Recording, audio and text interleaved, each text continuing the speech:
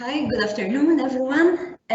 We welcome you to this webinar where we are going to tackle social distancing versus sport, the invisible opponent.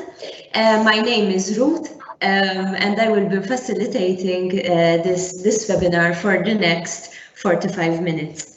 As we all know, sport is a major contributor for both in an economic sense and even for social development. In terms of the pandemic, we've seen that this aspect of life has also been impacted, both because certain events were suspended or cancelled, but also a lot of physical activity has stopped, especially in terms of gyms and all of these things. In order, this webinar is to identify the impact that this pandemic had on sports events, athletes, and the full ecosystems in terms of sport, and also how this ecosystem managed to adapt. And in order to discuss this element, I have with me Miss Leanne Barker. She is by profession, she is a psychology graduate and a primary school teacher. But she is also a fully qualified fitness instructor and a certified TRX instructor. She is also the current World Fitness Federation European Bikini Champion. With us, we also have Mr. Joe Caruana-Curran, and he is the president of the Sport Association of Malta in 2010. He was also involved in other prominent roles in the local sports sphere. I also have Dr. Angelo Ketkuti. He holds the position of General Secretary of the Malta. He is also a UEFA match delegate and is a member of the UEFA National Team Competitions Committee. And last but not least, we also have Dr. Adalisa, and she is a graduate with a Bachelor in Psychology and went on to achieve a Master's and degree in Sports and Exercise. She is currently a full-time lecturer within the Institute for PE and Sport at the University of Malta and a sports psychologist at the Malta Football Association. Over the past 20 years, she also worked extensively as a sports psychologist with Malta's and young athletes in various sports and has been the sports psychologist with the Malta at several Olympic, Commonwealth, Mediterranean and Small Nations Games. So we are going to start our discussion basically, and my first question. As I said in my introduction, various sport competitions have been postponed or cancelled. This includes the Olympics, for instance, and football leagues. How has this impacted our athletes, and how did our athletes try to adapt and to continue with their training, basically? If you want to start, Leanne. I was meant to compete in Bali myself. I took a sabbatical year from teaching, so it was quite a big decision. I love teaching, and I wanted to focus on my competition. I wanted to understand what it is like to do it full time. I qualify as a pro athlete, so that means that I get to compete with other athletes who do this for a living.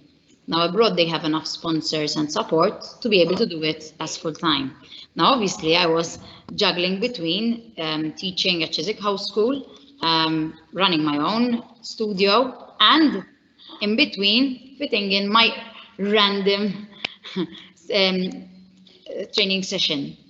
So it was very hard, and it has been my dream to give it my all. I want to see the transformation that I would potentially have if I had to give it my all. So yes, I had big plans for this year. I planned some coaching courses as well abroad. I started one, a Spartan one, but then it had to be postponed as well. You know, it was meant to be a year full of plans, and yes, all of a sudden I had to just face reality and understand that yes, I took the sabbatical year, not for nothing. I mean, I would say that we never do anything for nothing, because you always learn from a situation, from an experience. But it took me a few weeks of disorientation, you know, the living in the unknown. I think that stresses all of us out.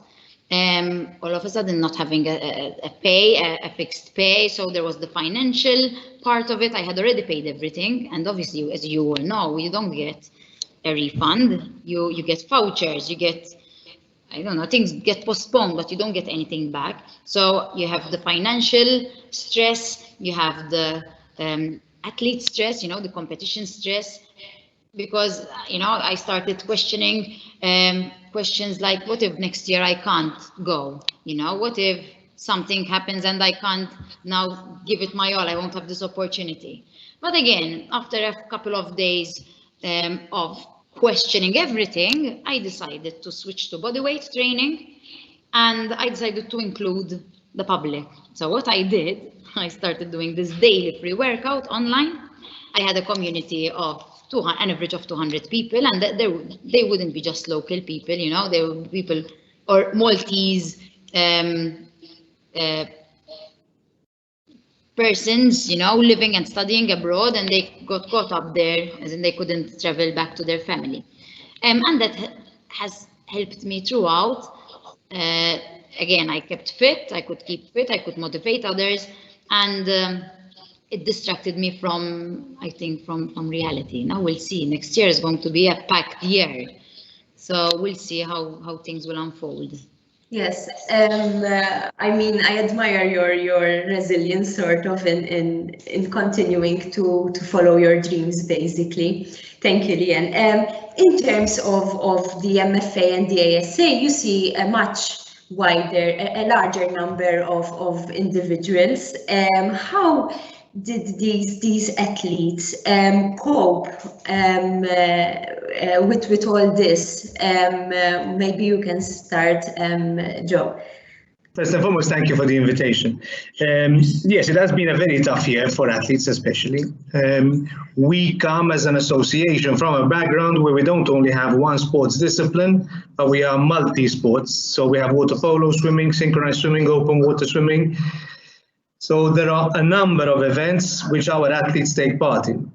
Clearly, the biggest focus this year was supposed to be the Olympic Games, which for swimmers is one thing that they prepare for 4 to 8 years beforehand. It is a target that everybody tries to reach, and they work together with their coaches in a very systematic way to try and deliver the best results possible in order to qualify for the Olympic Games. Unfortunately, this has now changed. The Olympic Games will be held next year.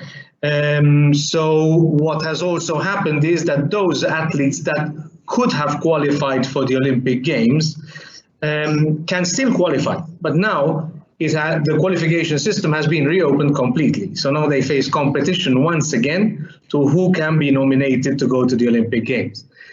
So that is one aspect. Another aspect is where water polo is concerned, that we had a number of competitions, water polo championships, water polo world championships, where our junior players were going to participate in. What we have to remember where it comes to junior players especially is that the moment they move out of their age group, they are no longer any juniors. So gone is the possibility of them competing at a competition of that kind. They become seniors where everybody, and then it's an open market, which is very sad, because even there, you know, athletes prepare with a focus, with a vision, with a target, hoping to deliver on the day. How did they cope? I think they coped well because we have a lot of very dedicated coaches who nurtured them in the right way possible, using what knowledge they have of psychology, certainly not to the level of Adele, but certainly it is impossible to have all athletes followed by psychologists all the time. So athletes have to fill in a bit of a gap to try and ensure that they keep their athletes sane and focused and convince them that although it has been a serious situation, that still another day is about to come, and make them focus once again. We are also very lucky because we have started with competitions now. So that helps our athletes somehow to get back into the motion of competition. We have had our first swimming competitions already 3 weeks ago, and we started our water polo championship yesterday. So this is very, very positive. We were not expecting to have a season at all because of the situation we were experiencing. So the fact that we're back in the water and our athletes can start training and playing once again, I think will be a serious part of the cure that they will need as a way forward. Yes, and in fact, to sort of link with what you're saying, I mean, even not just from a mental health perspective, but even possibly from injuries and all these aspects, and how you can get back to training, the proper training. I believe that was a huge jump as well from possibly. Absolutely, especially with the restrictions that there were of one coach with 3 swimmers, where you cannot go to the pool because it is an area which is no-go. We had swimmers swimming in the sea in March, which is not usually the best way to train, but it's the only way to keep athletes focused and active at a time of crisis. Exactly. So thank you for that. From an MFA perspective, Dr. Angela Katkuti, you can possibly tell us a bit how our footballers, young and seniors, basically, had to cope with it, and what the impact were for football in the local sphere. Good afternoon. Yes, I won't comment much on how our athletes, as you say, young and old, have coped maybe physically or mentally or technically throughout this period of challenge. I assure you that my expertise on the matter is on the organizational side, which was itself quite a nightmare. But to stick to your question for the moment, yes, we do not. It's not like at club level when you have a group of players training with you day to day, and all of a sudden this challenge came up, and new plans had to be adapted to ensure that the condition of the athletes would remain sufficiently at a certain level. In the case of an association like us, our teams, let's say, are the national teams. And if we're speaking of the senior national teams, they are called up whenever we have fixtures. So it's not a day-to-day relationship there. But yes, if we speak about March, about June, we had 2 international windows when we were meant to play international fixtures, which obviously were cancelled, one of which was quite prestigious against Portugal, because we were heading towards the Euro 2020 finals. And yes, most of the impact, as far as we're concerned, was of an organizational nature. But we tried to use that time well. Even at the athletes level, for example, we for our national teams at all levels, of course, they were given plans to keep at least their fitness levels high on their own, because you could only do stuff on your own, and that of course depends on the level of discipline of the individual. But at national team level, one would suppose that level of discipline is there.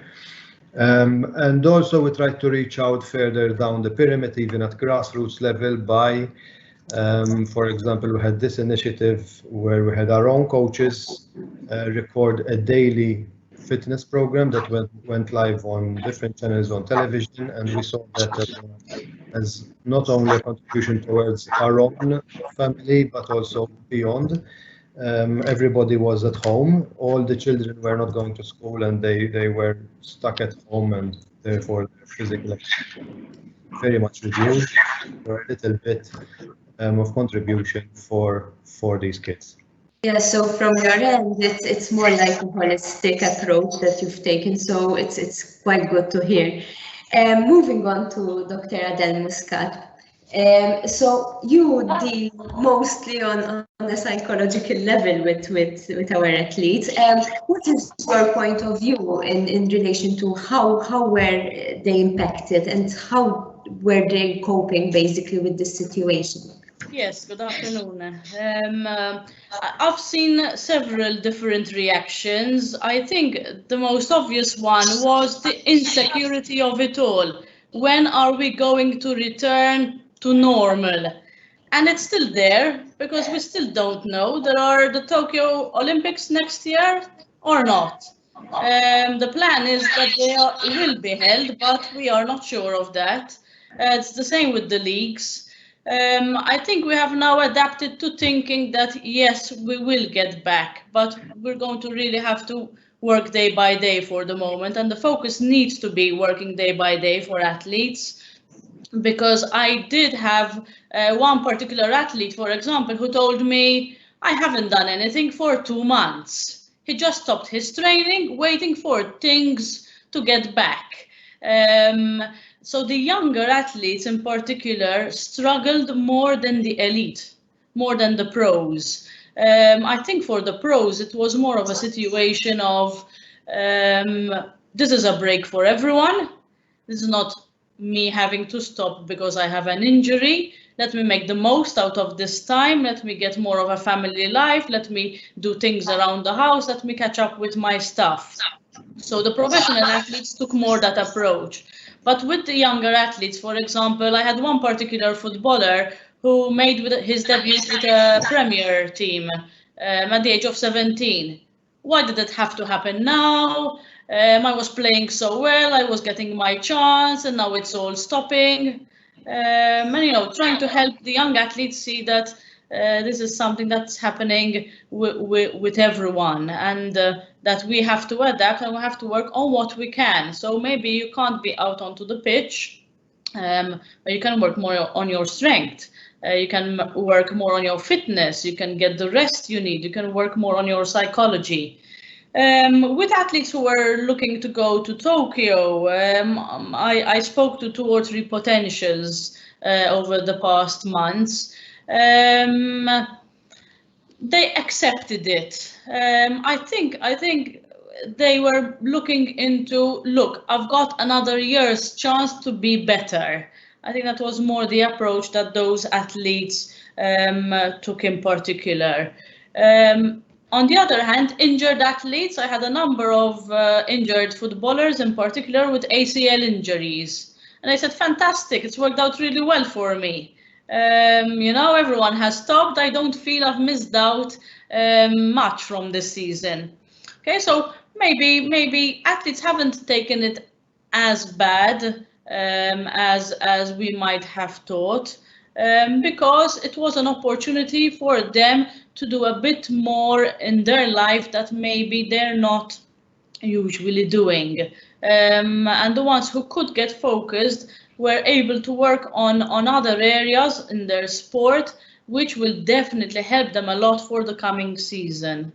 Yes, definitely, and I concur very much with you in the sense that it's always the experience of an individual as well, which can help a person to adapt as well. Yes. So yes, moving on to the next question. So basically, you earlier on you mentioned the nightmare of adapting in terms of operations due to this pandemic. Possibly, I would like to start from you, Dr. Katkuti. I mean, there are a lot. Sport Malta issued a number of guidelines, basically on how one needs to adapt. And even like, for instance, there were elements where you had to keep the 2-meter rule, the 2-meter distance, other the 3-meter distance. How did MFA adapt to this, knowing, for instance, that there was the closure of the National Stadium, for instance? I mean, I believe that was one of the measures, but overall, how did the MFA adapt to this? Yes, the challenge is still there as we speak, actually. As Adele said, the uncertainty of it all is the biggest challenge, because this is a situation that nobody ever faced before. So there is no manual that you can follow and get it right. So all you have at your disposal is decision making by showing good sense and common sense, good reason. And yes, you try to overcome this uncertainty by preparing yourself for every eventuality, and that was the path that we took from day one, if I'm not mistaken, on 12th March in our case. You try to prepare yourself for every eventuality, for when the competition will start, or if it doesn't start at all, and if it starts, wonder which protocols to start it with. As a federation, we have at the domestic level, for which we are directly responsible, and then you have the international level where you have to follow whatever protocols are decided at that level. So yes, being a team sport, especially, I'm sure every sport discipline has its own challenges in this context, as Joe was mentioning. But as a team sport, a contact sport, we didn't really have much guidance, especially in the early days. And then when pressure started mounting, then slowly, and also because the state of the spread of the virus was being controlled somewhat, then we started getting some more guidance. But still, even with hindsight, I think one of the most challenging bit was we were trying to knock at doors, we were trying to set up meetings and discuss all this with stakeholders at various levels, and there was very little commitment coming our way. So you just had to take the plunge and take certain decisions. Of course, each decision has its own repercussions, whether in our small little world, our small little bubble of football stakeholders, or the wider general public. And there are, and there will be all sorts of pressures when you come to take such decisions. And I told you, as we speak, we still face these challenges. We have clubs competing in Europe within 3 weeks, and they have to face certain restrictions, which we are not at all used to. Whether it is in the organization and the delivery of the match, the organization of the stadium. So far, we know that this level of competition will be played behind closed doors, but there is a lot to be done, of course, at the level of the athletes, of match officials, of personnel, ground personnel. There is still a lot of uncertainty, though, at future competitions, and I'm speaking not very far off. I'm speaking of international fixtures in the Nations League, for example, starting in September. So again, the bottom line is, yes, complete uncertainty, because you never know whether this is practically fading, the situation that is fading, or whether all of a sudden we will get, God forbid, higher numbers of infections again, and then the level of alert will go up again, without excluding the possibility of reliving it all and maybe even stopping again. Of course, we don't wish that, but it's not exactly in our control. And whenever we discuss this, even at political level and with the health authorities, they always warned us that the virus will remain the same. Of course, we took precautions. Numbers are encouraging. We seem to have been controlled well, but the danger of it spreading again, of course, as life resumes, let's say, as we know it, it's not excluded that we faced all that again. So you are never prepared well enough, I would say. Yes, agreed. I mean, this pandemic was different from other aspects because we are always learning from it. And, you know, it's always getting another preventive measure in place. So yes, thank you for that. From your end, the ASA, Mr. Karmanakaran, how did you cope? How did you try? What preventative measures you tried to implement, especially now that certain competitions are back? Well, we had to start from, first and foremost, introducing those protocols that were necessary according to the health authorities. I think that if today we are back at some kind of activity, it is also because the health authorities have managed the situation perfectly from a management point of view. I agree with Angelo that we were not kept in the loop enough in discussions and negotiations and preparation of protocols and everything else. I think that could have been done a bit better. But certainly, once we are back, we have to ensure that we follow what the protocols are. Now, our protocols mention certain numbers of athletes on the pool deck, certain number of athletes in the water. We also have to remember that according to a study carried out by the University of Turin, water polo and swimming are two of the safest sports because they are played in chlorinated water, which is a substance that tends to kill the virus itself. Doesn't mean that we are immune to it, but it certainly helps that the ambient you are in is conducive to not spreading the virus. Notwithstanding that, we have to ensure that all protocols are followed. We have reduced numbers of athletes in the water, reduced numbers of teams playing, reduced number of coaches on the pool deck, so that is being handled well. We had one problem, which was from an understanding point of view. Our first competition of swimming was supposed to be held behind closed doors. But a week before, we saw that there was the Veleta Film Festival and other activities in many other areas where hundreds of people were attending. So we took the plunge and we said, if the parents of our swimmers can go to see a movie or a show tonight in Valletta at 8 o'clock with another 400 or 500 people, we think that there's nothing wrong if they go onto the pool, on the stands, and we had a maximum of 220 people who were segregated from each other as much as possible. I'm not saying we broke the law, but we said, if this is the usual, what's good for the goose should be good for the gander. If somebody can go to a certain place and sit down at 2 meters away to watch a movie, they can sit down 2 meters away and watch their children swimming.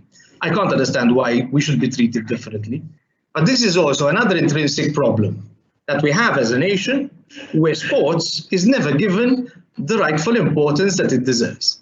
Sports is always considered to be something which is an add-on to existence. And we tend to forget that there we are, the most obese country, at least according to Boris Johnson, that we have other problems with other health issues. And if instead we had to invest more in sports rather than putting it on the back burner, I'm pretty sure we would have a healthier nation and also a much happier nation, managed even better than it is managed today. Yes, true. In fact, I would like later on, I would like to discuss this in terms of how the general public coped with all this. So we will be going into that later on. From your end, Lian, I mean, you train with people as well. So how did you manage to adapt with these guidelines, especially social distancing? So up till a couple of weeks ago, I was still doing everything online and for free. The problem with that was that I had started everything for free. People got used to doing my classes for free. Then I found it really hard to switch to start charging. And that's already a weakness when it comes. So I said, not knowing for how long it was going to be. I said, okay, now I'll continue till the end. But then a little I knew that it was for 3 whole months. But again, I don't regret it because I think that from the feedback I've received, from the messages that I received, I helped a lot with just sharing my workout on a daily basis. As Joe said, it's a bit frustrating. I opened my own fitness studio. It took me almost 2 years, to get everything in place, to get the permits. It's quite a big hassle to do things by the book and in the right way. So I made it a point to do it. So even, to make the place accessible for everyone and the usual procedure. So when it came to opening, yes, we were only allowed 8 persons. Now, with my prices, with all the expenses that, mind you, were still running throughout COVID, because if I use a system for people to book and to keep my reports, I couldn't just pause it throughout COVID. So everything had to be paid. I had my loan, all right, I could have paused that. I had other expenses that had to keep on going. When it came to reopening, with 8 persons inside my studio, I've been running it at a loss. With 8 persons, you don't even break even. So it's been very hard. And then what's really frustrating from my end is that you see perhaps other unqualified, persons training in close proximity. It's very frustrating because we're not consistent with our decision making. We're not consistent with our measures. And yes, I would have done the same as Joe, as Dr. Joe, because you start questioning. So if it's okay for them to go and watch a concert or a movie, why isn't it okay for me to, have maybe a bigger group and train them outdoors? I'm not saying that you pack people indoors, because yes, my fitness studio remains to be a fitness studio. Unlike a pool, we don't have chlorinated water here, so it's not that safe. And then we weren't allowed to use fans. I mean, humidity in Malta and the heat level at the moment is insane. If you don't die of COVID, you die of of heat. And so it's been tough.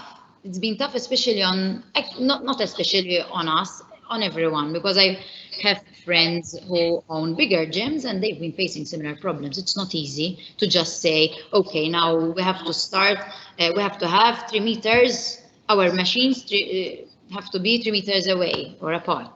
I mean, it's not that easy, so it's been quite a tough, and we're there just waiting for decisions to be made, and we're always waiting to adapt and be resilient and then adapt again. Yes, that's the unfortunate thing with this pandemic. As I said earlier, I mean, you're always learning, unfortunately, and I can understand. I mean, your concerns and what you're going through. Thank you for that, Lian. Just a quick question for Dr. Muscat. I mean, I know that sort of you do not have these issues in terms of 2 meters. However, I know that, for instance, there were some issues where people were not accessing or did not want to access psychological assistance. How did you adapt to continue encouraging athletes to engage with you, basically, throughout this pandemic? We, as psychologists, we did continue offering services online, of course. We must accept the fact that face-to-face and online is totally different. Unfortunately, you can't engage as much with the athlete online. However, yes, it has been reported by a number of psychologists that some people have not sought support. The main issue being that they are in an environment where they have no privacy at home. So if you have kids running around and if you have other people in the room, it's going to be difficult for you to speak about your issues with other people. However, support was offered to athletes in different forms. At the University of Malta, we offered psychological support through the Student Athlete Support Program. At the MFA, we continued services just as normal with our footballers. This was extended as well with the Malta Football Players Association for footballers who do not fall under the national teams at the MFA. So they helped in that as well. And with the Olympic Committee, we also held a webinar for athletes to understand better what they were going through and how they could be supported better. So we did try and promote as possible the services they can access. And of course, in certain cases where we had people who were maybe a bit more too affected by the pandemic, then we supported them in seeking further treatment, further support to help them with mental health issues they might be experiencing. Perfect. I mean, that's good to hear that support is still out there and it's still, I mean, available for everyone, basically. Yeah. Moving on to my next question. So basically, as I said, it's not this pandemic did not just impact athletes, but also the general public. With the closure of gyms, pools, fitness studios. I mean, especially for those of you who deal on a frequent basis with the public, how do you think this affected the public, in your opinion, and both on a mental health level and a physical health level? And possibly we can start from Leanne to hear your point of view, basically. From messages that I've received and from myself, it was an opportunity to get my life in order, because I tend to pack my time quite a lot, so it was a breather. But that's me. When you work with kids and then older kids in the evening, you do enjoy a break. Again, it was stressful, but I always try to be positive as much as possible. From the messages that I've received, there are people studying, there are people doing their dissertation, others who ended up stuck abroad and couldn't come back to Malta. So they felt very lonely. I think loneliness was the key word that was mentioned the most in messages. And I had people thanking me for creating this online, mind you, it was good because it was free as well, online community, because they didn't feel lonely. They said, you know, we would look forward to, because it helped me feel home. You know, that hour that we used to spend together, it helped me feel that I belonged to you know, to a community, to home. So yes, I think loneliness, people fear loneliness. I fear loneliness myself. I think that is what scares me the most in life. You know, it's pointless to be successful if you're lonely, you know, unless it's your own choice, though, obviously. So I think that was one of the main issues, whatever concerns, difficulties people had to face. And then obviously it depends, as someone mentioned, if you live with, if you are 7 siblings like us at home, right? And then it's you have to deal with the opposite of loneliness, not having privacy. You mentioned it, right, Doctor? It's crazy, and everyone wants to try to bake. My mom had a go at trying homemade cheeselet. You know, everyone wants to do their bit. Everyone wants to make the best of this time, and it's insane on another level. So I think it was quite a confusing period for many. Yes, I mean, again, it's one extreme from one extreme to the other, this situation. Moving on to you, Dr. Muscat. I mean, how do you feel that this impacted the general public, sort of the fact that they did not have easy access to sport and physical activity, basically? Different people adapted in different ways, and some people did not adapt. I have seen, and it's been seen in males, especially from my perspective. I'm not speaking about what other psychologists have seen now, but what I have seen was that I have seen more males struggling through COVID. So the anxiety seemed to be higher.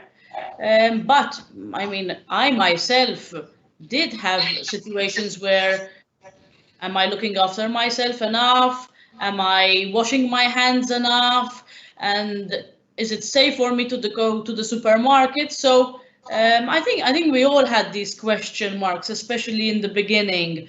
What I felt I did that helped to keep me mentally fine was that despite that I was working from home, I kept exactly to my system of working. So if before I worked from 8 till 5, I tried to keep that system and not to change my routine. And I made sure that despite we were told that we shouldn't be going out much and mixing and so on, every day I would go for an hour walk.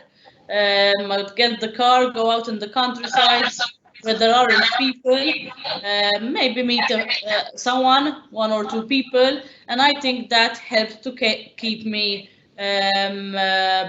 fine during this time. And it is something I did suggest not just to athletes, but also to people I know and people around me who I found were struggling. So I think the people who suffered the most were the people who really stuck religiously to the rules. And I'm not saying that they didn't do well, because that is what the health authorities told us. But I think we failed to look at.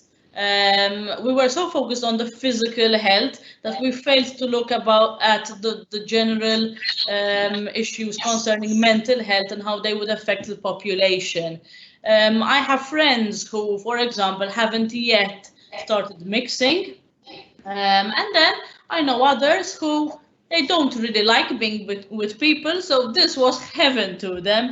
Bomba, I don't need to get out, I don't need to be with people, I don't need to be places where I don't want to be at.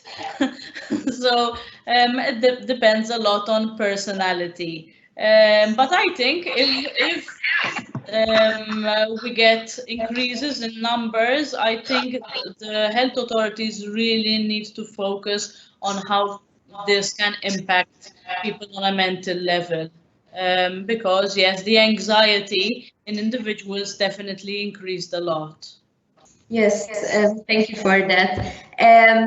Mr. Karmanakarn, I mean, you mentioned the fact that the parents are watching their kids now. I mean, from your perspective, how did parents and kids themselves perceive the situation? Like, what was the impact? Well, it was somewhat distressing and unusual for them. I mean, we have parents that normally bring their children to the pool at 5:15 in the morning for the first training session, because they swim from 5:45 till about 8 o'clock, 7:30. And normally they would drop them off. They would then go into the reception where there is a cafeteria. They would then, after having a nice coffee, warm coffee in February or March, go on the stands and watch and chat, seeing all these athletes training. The difference was that now they had to drop off the children in the outside parking. The children had to wait out there and be let in every 5 minutes, club after club, temperature being taken and everything else. And then going into the water. And then the parents would see their children again 2 hours later when they finished their session. So it was for a lot of people changing the routine that they have. And changing routine is sometimes a very big challenge. Ultimately, now things are starting to improve. Sport Malta have agreed now to allow parents onto the stands to watch their children training. The cafeteria is open once again, so we are slowly getting back to some sense of normality. I don't think it's going to be normal for some time yet, because I remember at the very beginning there was a situation where everybody was very fearful of what should I do and what should I not do. Should I go and meet people? Should I try and meet everybody online? Should I have any meetings? So it has been very challenging for everyone. I think also for us. I mean, a lot of us are used to traveling maybe 4 or 5 times a month for various meetings internationally, for events. I have been in Malta for 6 months and haven't moved from here. So the only person who is really happy is my dog, because he's enjoyed me for 6 months at a stretch. And where before he used to beg me to take him for a walk, now he begs me to leave him in peace and let him lie down in the air conditioning. So it has changed a lot of things. But as I said, even for me, I managed to do certain things which I hadn't had a chance to do for the last 10 years.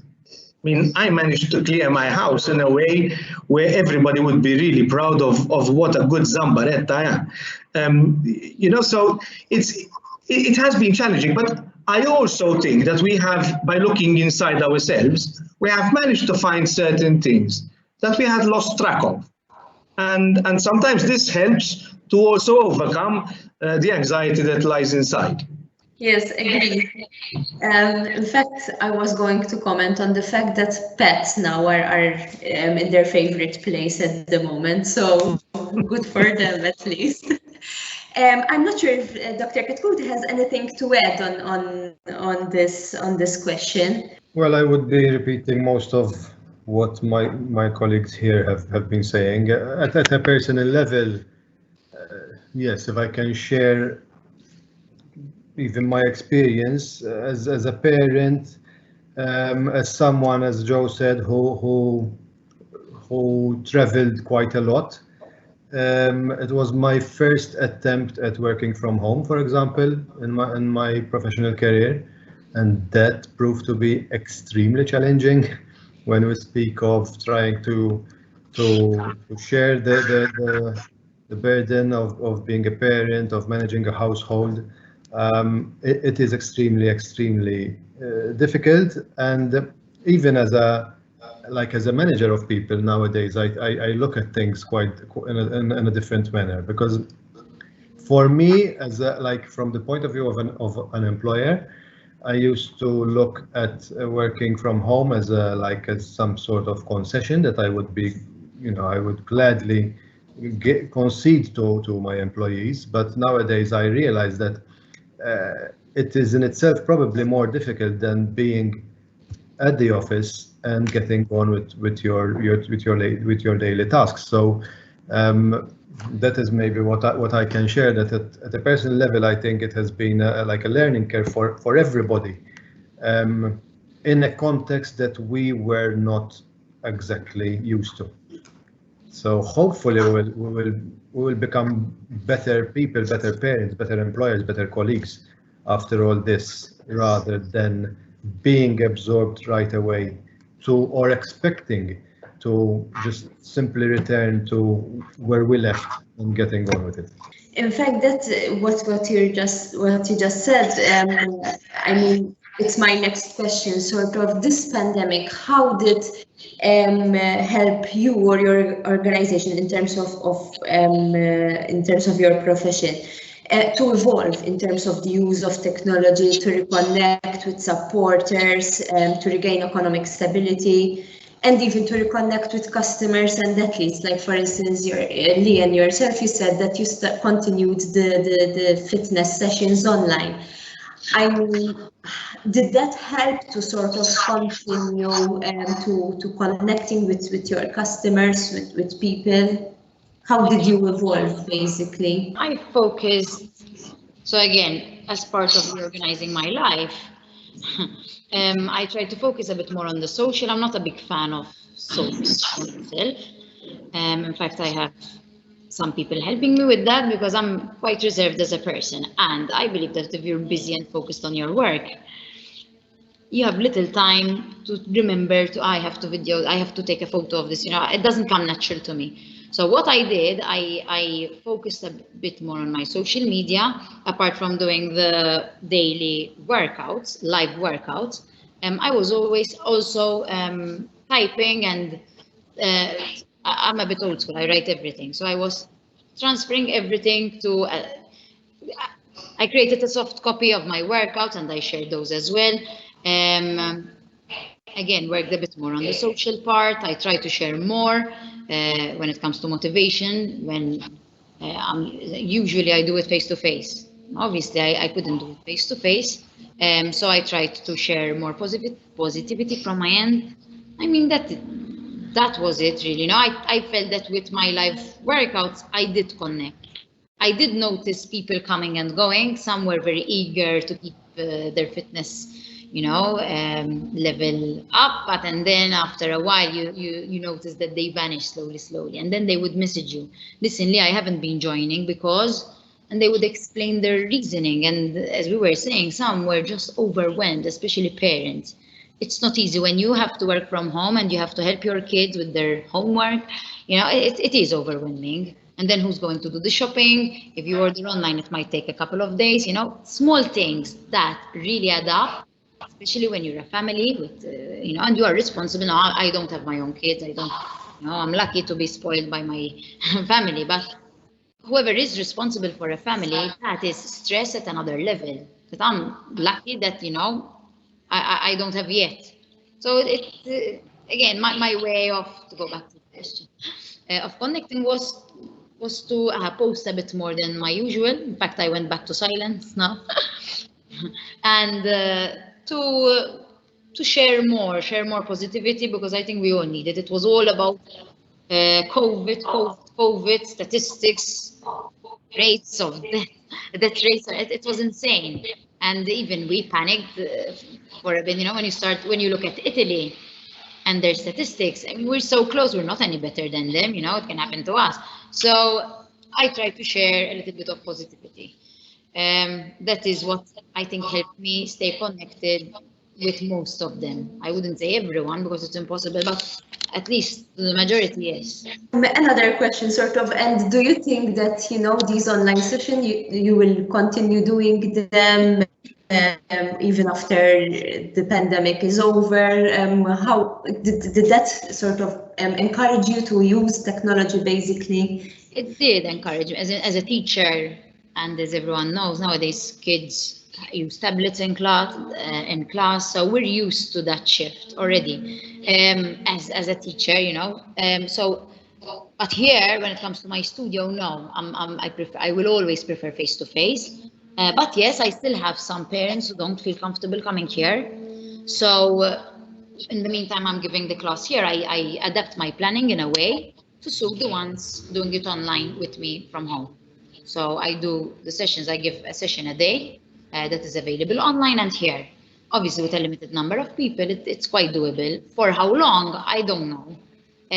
But I'm trying to include the ones who don't feel comfortable joining here by doing it online, making it available online. And now we'll see. We'll wait till the end of summer, and then we'll see where all this is going to take us. And then we'll react once again. We'll take action. Hopefully, it will be a positive one. Thank you for that. Possibly for Dr. Katkuti, how did MFA feel that they evolved? I mean, what are the takeaways from what it was implemented during the COVID-19 time, sort of? What are there any other aspects that you will continue implementing even after the pandemic is over? Yes, for sure. At organizational level, at HR level, as has been mentioned already, there are some practices which we are still implementing. So more flexibility, for example, is an obvious one. And you need to be a bit more like, you target your measures a bit better, even if needed at the individual level. For example, giving certain extent of flexibility to parents who have young children in their responsibility at home, because elsewhere the usual services that we counted a lot on might not be available or open, such as schools when it was during the scholastic year, but even like summer schools at the moment and other activities. So yes, at that level, we are maintaining that level of openness of flexibility with our employees. At a more macro level, as a sports federation governing body, We also learned a lot about our decision-making mechanisms, our decision-making organs. If there was any need, because we knew that there was a need, that we need to maybe update those decision-making mechanisms to reflect our stakeholders better, to allow us to take better decisions and maybe in a leaner way, if you know what I mean. In a sport governing body that is obviously, first of all, based on the democratic decision-making process and all the checks and balances, at times it is not easy to take rapid decisions and perhaps even the most just decisions, because of course you are accountable to all the stakeholders. So at those two levels, organizational and maybe at a sporting decision-making level, yes, there were important takeaways, and I repeat that probably there is more as well as we go along, because even the state of play right now is not exactly the norm. So we are still learning how to do certain things in these difficult times. Yes, this pandemic pushed us to sort of to create to implement things that we've never thought that we would implement. So yes, Actually, yes, like it gives you a sense of perspective on things. Yes, You're not yes. always in control as much as you think you are, maybe, and Yes. yes, even the unthinkable can happen at all times. Yes. From your end, Joe, basically, what I mean, are there key takeaways basically that you will continue implementing after the pandemic, basically? I think there are a lot, to be honest. One, first and foremost, I realized that meetings online, in my opinion, proved very good, because instead of sitting in a room for 3 hours, we would get through everything in an hour and a quarter. So I think that was quite positive. I think that we all had ample time, as Angela was saying, to look at a lot of things that normally we just take for granted. They exist, that's how they've been for 100 years, that's how we are accustomed to them, so we just leave them. I think this time gave us a great opportunity to look deep inside and try to find those areas, either by searching for them or else by pure coincidence, things that happened in one sport or one federation helped, in our case, us to take preemptive measures. And I'll give you a simple example. We all know that the MFA faced a lot of turmoil, or, with the decision to adjudicate the championship, Angelo, with regards to the relegation and everything else. Also, probably because we have never experienced something of the sort, and we never thought that we would be experiencing something of the sort. So what we learned from this unfortunate opportunity for the MFA was a great opportunity for us, where now that we started our championship, we've already made it clear that if we face a second wave at a certain time of the championship, there will be nobody who will be declared champion. But if it happens after a certain particular date, then we have a classification, and we will go back to that classification and decide according to that. But the most important thing is that we had time, which the MFA probably didn't have, to explain this before a competition starts. So all the stakeholders are informed about it, and nobody can come in 6 months' time and grumble, this is unfair. No, you chose to participate. You knew what the rules were. That is what we're going to apply. So, as I said, from these horrible situations, sometimes one can have these occasions that arrive that lead us to being a bit more intuitive and having a deeper perspective in preparation of the future. Because these things have happened. The chances that they will happen again are there. Agreed. So it's like business continuity more than anything. We need to try to prepare for the future experiences. Thank you for that. We are close to concluding. I'm going to invite you to share any concluding messages that you might have. Dr. Muscat, maybe I can start from you if you have any concluding remarks. Just the importance, as always, of having a work-life balance, which is very hard when you're working more at your computer, when people inevitably message you more often because everyone's spending more time at home. So learning to find time to and not feel guilty about it, to actually go and do what we enjoy doing and have the time away from the screen so that we can relax also, because our body is spending too much time on the laptop and on an office chair. To be able to move around ourselves and be physically and mentally healthy by giving ourselves that time to do some fun things as well. That's my final message. Thanks. I move on to you, Dr. Katkuti. Your final message? Well, I hope we wouldn't have to have this conversation ever again.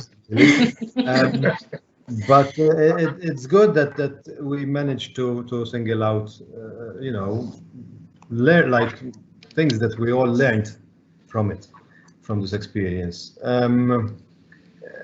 Yes, it's just our luck, Joe. When you come across, I would have never thought when taking up this post that anything like this would come our way.